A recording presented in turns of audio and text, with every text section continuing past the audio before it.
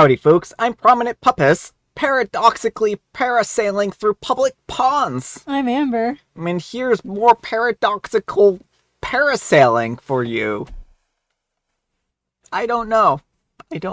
I mean, you're the stern of a ship, some like Agamemnon ship or something like that. So I was like, but there's not a lot of good pea boating words as far as I can tell. Like I looked for the fish if there were like pea swimming words, and I couldn't come up with any. So I was grasping at straws there. Let's get started. Alright folks, and our first letter is titled, Am I a Jerk for Telling My Brother That He Is Going to Be a Garbage Dad?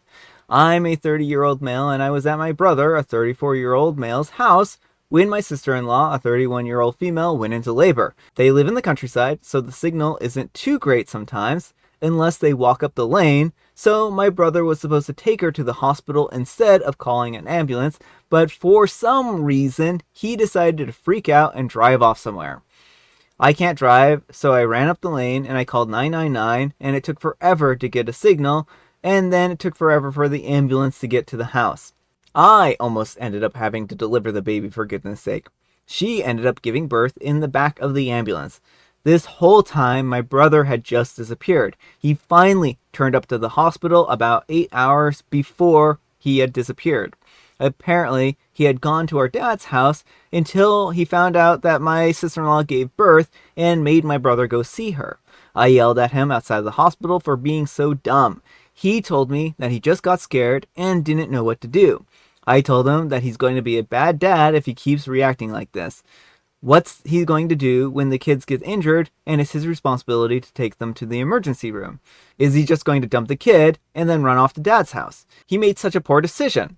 He started crying and called me names for being so mean to him. I just lost it, and he was acting like a child when he should be comforting his wife and apologizing to her for being a jerk.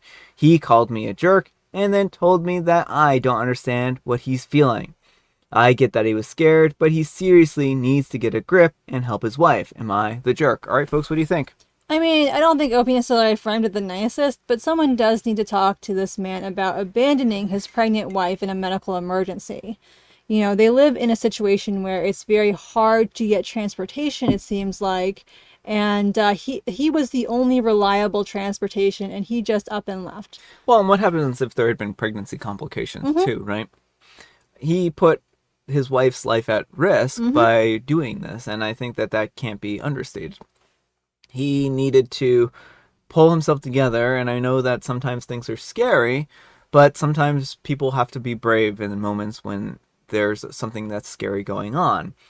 And if he wasn't going to be able to react in a sensible way, then he needed to abdicate his responsibility, and they needed to go closer to where the hospital was so that they could have her deliver at a more reasonable distance so that the ambulance could get to her faster.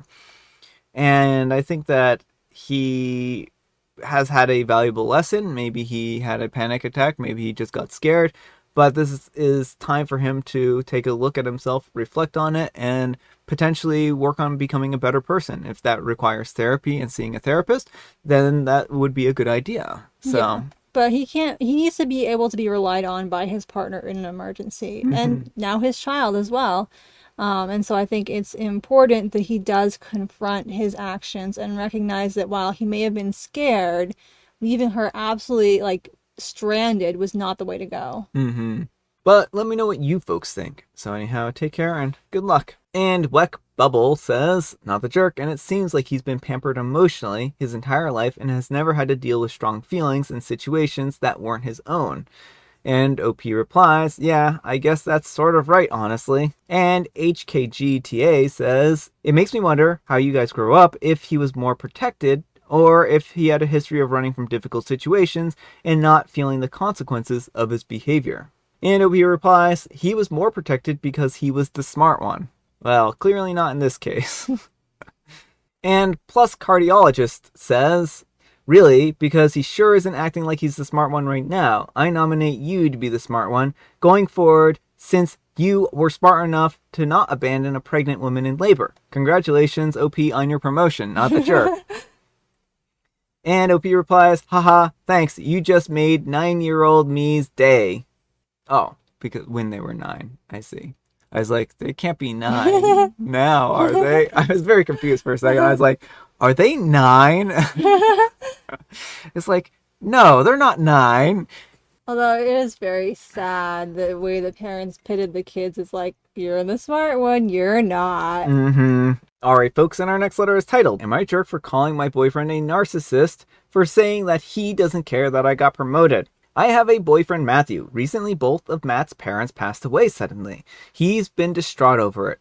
A week after his parents' death, I got promoted, and I was excited, and I told Matt about it, and it was the same day of the burial. He just said, yeah, whatever. I told him that it's such a lackluster reaction, and then I added, I know that your parents are dead, but you can't take that attitude with me. He got mad and said, I don't care about your promotion. You weren't even present for the burial, so go away. We argued, and I told him that, yes, I wasn't obligated to stay back by leaving my work, etc. When my friends later called me to ask whether Matt was giving me a treat, I replied to them by saying that he didn't even congratulate me. So they called Matt, and he learned that I told my friends. He yelled at me, and I said that it's my choice to share what I want to, and he called me a narcissistic person. Am I the jerk? All right, folks, what do you think? Yes, yes, you're the jerk, and I think there needs to be some self-reflection there. Like, he just lost two of the most important people in his life, and it seems like Opie hasn't shown an ounce of sympathy for him in this entire process. I understand sometimes work situations don't allow you to get off to go to funerals and whatnot, but it doesn't even sound like an effort was made. It sounds like Opie is just too obsessed with this promotion. Like, there's a time and a place, and I understand being excited about a promotion, but you have to read the room. Yeah, I mean, I can certainly understand OP's excitement about this, and it could just be that OP wasn't very close with her partner's family or anything, and so it didn't impact her the same way. But when your partner loses somebody important to them, your part of your role is to console them and to be there for them, to be strength for them, and it doesn't sound like OP is doing that. It sounds like they're just trying to sweep it under the rug and be like, yeah, he should be over it by now, which I think is a horrible attitude to have. Right, well, and then telling the friends, oh, he didn't even congratulate me without any context or Hmm. anything. Like, Opie is intentionally trying to make him look like a bad partner. Yeah. So I do think that OP has a lot of growing up to do, and I wouldn't be surprised if this was the end of the relationship, to be quite frank. I think that OP should probably seek out counseling and seek therapy because I think that this is not normal behavior. I think that this is something that she should be more distraught about, and accusing her partner of being a narcissist when he's grieving, I think is a really poor take. Mm-hmm. But let me know what you folks think. So anyhow, take care and good luck. Alright folks, and our next letter is titled, Am I a jerk if I sell my youngest daughter's car to help cover my oldest tuition? Hello Reddit, I don't normally post on these kinds of things, so I don't know all of the labeling and acronyms, conventions, and all that stuff that I see people using in other posts. I'm a 55-year-old male, and my daughters are a 21-year-old female and a 17-year-old female. My oldest is finishing up her junior year of college and is very good in school. We are all very proud of her. She has a full ride academic scholarship that is dependent on her GPA. Well, she says based on her current grades, after this semester her GPA will dip below the cutoff, and after extensive back and forth on the phone with the school, they say that it's contractual and that we will be obligated to pay next year's tuition. If she gets her GPA back above the threshold next semester, we can apparently readdress the situation to determine if her scholarship can be reinstated for the final semester of school. When I tell you that we bent over backwards trying to find a solution before we came to the one that we did, we've done the math, and she can't get her grades up with how much of the semester is left. She also can't take enough credits during the summer based on how the summer classes are structured to raise her GPA high enough even if she got A's, and the school refuses to make any exceptions. Of course, we were upset for her allowing this to happen, and we had a long talk with her. And she's upset with herself too. But she's a very smart kid who really struggled with her mental health from sophomore year into junior year, and it affected her grades. Under no circumstances did we want her to leave college with only a year left, That just truly would not be fair to her after how hard she's worked.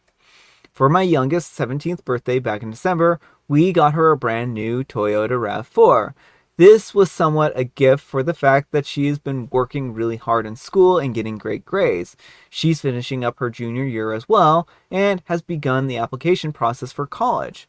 The car was a big deal and she's very happy to have it and has been driving it nonstop. Well, this week, her mom and I sat her down and told her that we're very sorry, but we can't find another solution, and we have to sell her car to help cover her older sister's tuition. Mind you, the cost of the car will probably cover a third of the tuition for a full year after the FAFSA. Probably less with the value of depreciation. She became extremely upset and told us that it wasn't fair that we were rewarding our oldest for failing and punishing her for succeeding, and whose car would she sell if the same thing happened to her? But we never wanted her to feel punished or for our oldest to feel rewarded. It's just the reality of what we need to do right now. If the same thing happened for her, we would do everything in our power to help her. So please tell me if I would be the jerk for selling her car. All right, folks, what do you think? Yeah, I do think OP would be the jerk. This was a gift to the younger child.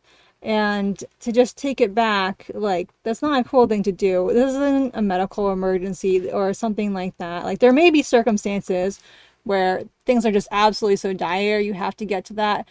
But I don't know why the oldest can't just take out some student loans for her last year. Yeah, I understand where OP is coming from here.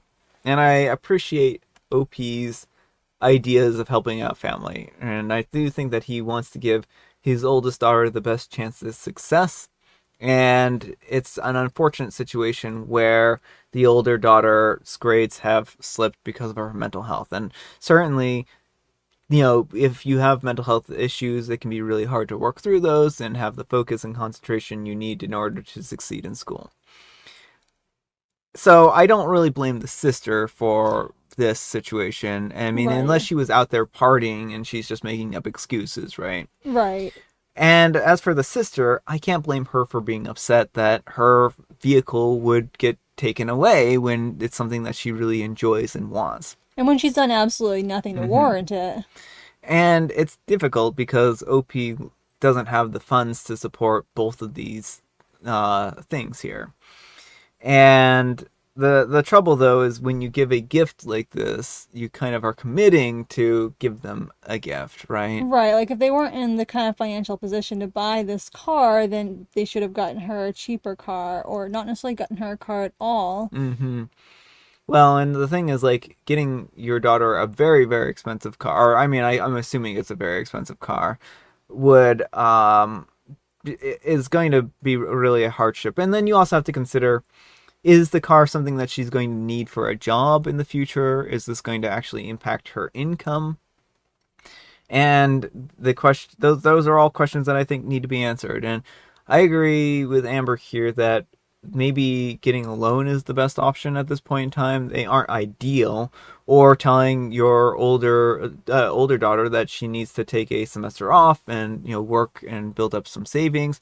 If she's struggling with her mental health anyways, then maybe it's not going to be a terrible thing for her to take just a semester to kind of take a break from that and to work on saving up some money. You can also look for scholarships, help her apply for some scholarships, other sources of financial aid, maybe. If she's in a good enough place, have a part-time job on campus or something like that. Yeah. But the last thing that you want to happen here is that I know OP is like, oh, well, we don't want her to take a semester off. But if she's not doing well mentally and she doesn't take the semester off, and then she goes and she fails all her classes and doesn't graduate, is that really going to be any better for her mental health? Well, and that's the thing, is if she is really struggling, the most important thing is to get her the help she needs. And sometimes you have to put the classes on the back burner. I understand wanting to push through, but that's not always the best situation. It can lead to more mental illness, it can lead to more mental health issues and burnout and all kinds of bad things. Well, let me know what you folks think. So anyhow, take care and good luck. And Veronine says, can your oldest not defer for a year to save for her fees? And OP replies, it's not something that was mentioned to us by the school. They offered that she can take leave of absence. And Active Anteater 1884 says, Info. If you had the money to buy your kid a brand new RAV4, I have a hard time believing that you can't come up with the price of a single semester of tuition. You being willing to spend $30,000 on a car, and I'm assuming that you're not a fool who went and spent every penny in the family savings on this present, indicates that you have assets. Do you have a home? Is HELOC possible? Is a personal loan possible? Credit card, savings? Can you dip into retirement? I'm just not buying that you have no other choice than to repossess your daughter's car. I want to pause here for a second. Do not pay for your college on a credit card. Yeah. This is a terrible idea. Yeah, well, with the interest rates, like that, some of those cards are much worse than, I mean, federal loans can be bad and unpleasant, but like some of those cards are way worse. Oh yeah, well, it's just not even going to be possible to pay off that percentage. And OP replies, spending $30,000 on a car is very different from spending a total of $90,000 on a car plus a year of tuition. And this might make some people very angry, but as a matter of opinion, I think that taking our high interest loan or a second mortgage is a much worse decision than selling a 17-year-old's car. If there are no other options, then that is what we would do. And if the situation arose for my youngest, we would absolutely consider a more drastic financial decision to help her. But putting my entire family in long-term financial jeopardy for my 17-year-old to keep a car, which she likely will not need while living on campus, is not an option that I'm willing to take. But some people's comments have swayed me that perhaps it's my oldest responsibility to attend a community college for her last year. Well, she might not be able to do that for her last year. Yeah, that's the problem is senior year tends to be very focused, and so she might be able to transfer to a cheaper school like a state school, because UMaine was not $60,000 a year, and so there might be options for transferring, but a community college is probably not going to be the right way if she's getting a BA. Yeah, it's just a matter of the community college might not offer her the right classes that she needs for the degree program that she has, and that's not a slight against community colleges. No, it's just they generally don't offer BA degrees, BS degrees. Yeah. All right, folks, it is tea time. Grab your beverages of choice. I've got some tea right here, and Amber, she has a joke. Jean, hey, who gave you that black eye? Gordon, nobody gave it to me. I had to fight for it. There you have it, folks. Jovial Bobstein. And I have mega met. All right, folks, that's all the time we have for today. Thank you so much for watching. Happy, magnificent, manic Monday. Amber, we need some kind of moral advice and or guidance, and please have it on how not to act during a medical emergency. Do not abandon the person who is having the medical emergency and just nope off so that your sibling has to go wander the roads for cell phone service. Yeah, don't. Thanks so much for watching, and we'll see you all tomorrow. Bye.